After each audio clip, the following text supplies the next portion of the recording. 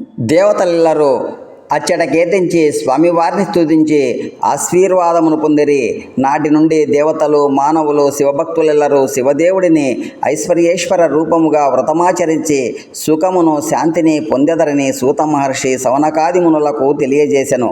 భక్తులారా, ప్రతి ఒక్కరు కూడా ఆ పరమేశ్వరుడిని కుబేర, లక్ష్మీ సహితముగా ఐశ్వర్యేశ్వర రూపంలో పూజించి తమ కోరికలను నెరవేర్చుకొనవచ్చును. ఓం అన్నానాం పతయే నమః, పుష్టానాం పతయే నమః. శ్రీ శివాయ మహాదేవాయ శ్రీమంజునాథాయ ఐశ్వర్యేశ్వరాయ నమః.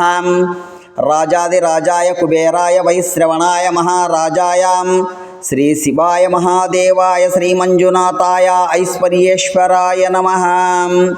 ఓం నమః శివాయ. శ్రీమంజునాథాం శిరసాం నమామి, పార్వతీనాథం ప్రణమాం నమామి. సర్వే జనా సుఖినో భవంతు. ఈ కథను విన్నవారికి, చూసిన వారికి అందరికీ కూడా ఐశ్వర్యేశ్వర స్వామి అనుగ్రహము కలిగి సుఖశాంతులు పొందెదరని తెలియజేస్తున్నాము. ఓం నమః శివాయ.